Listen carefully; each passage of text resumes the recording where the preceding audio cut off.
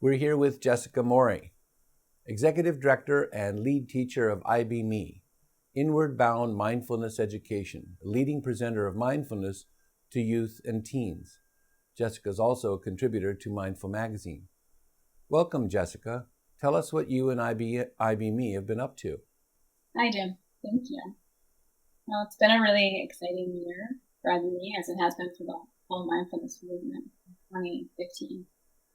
So we have continued to grow our retreats for teenagers and also college students over the past year.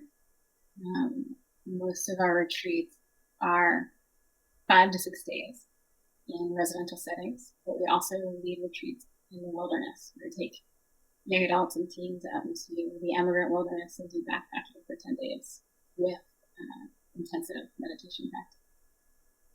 And this year was particularly exciting. We grew the places where we offer retreats. So we offered our first retreat in Canada, Toronto, and we also offered our first university-only retreat for Harvard students, which we'll be offering a few more in the coming year.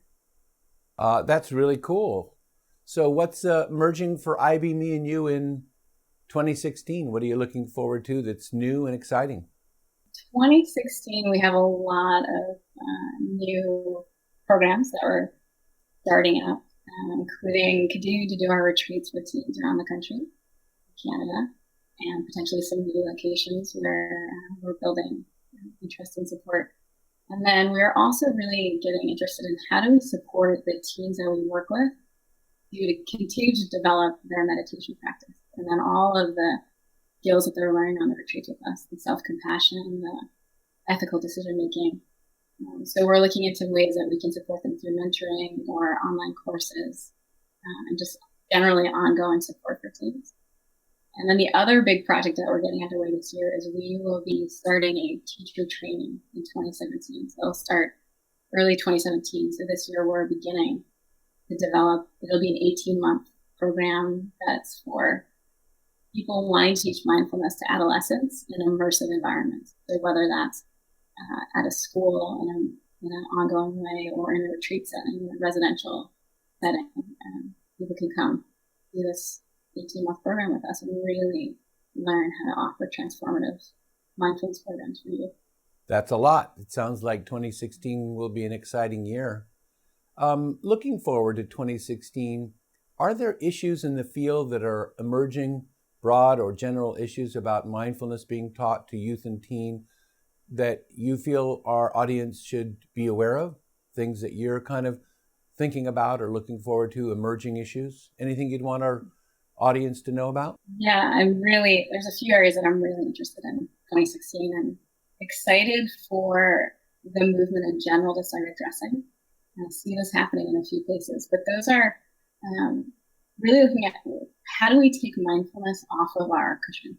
How do we take mindfulness out of the short moments of watching our breath or sending a mindful email? These are all important pieces, but what does mindfulness mean? My own personal practice and ability to be centered, to be compassionate.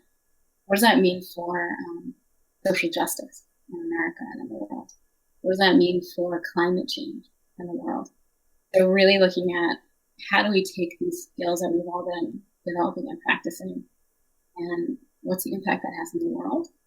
And this has always been a really important piece for IB.me, mostly because of the people the age group that we're working with. Adolescents are incredibly socially focused and they care about the world that they're inheriting. It's long been a major part of what we're teaching with you, is what does this practice mean in your relationships? What does it mean with what you want to do with your life, with what you value?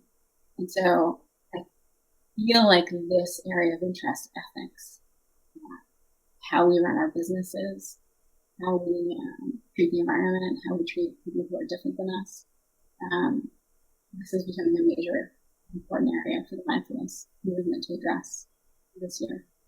That's very important stuff. It's great to hear. How would you suggest Mindful can help support that work, both the work that you're doing and those themes generally in the field? What can Mindful do to help support that? Mindful has really been a great voice for the movement and a gathering place for people in the field.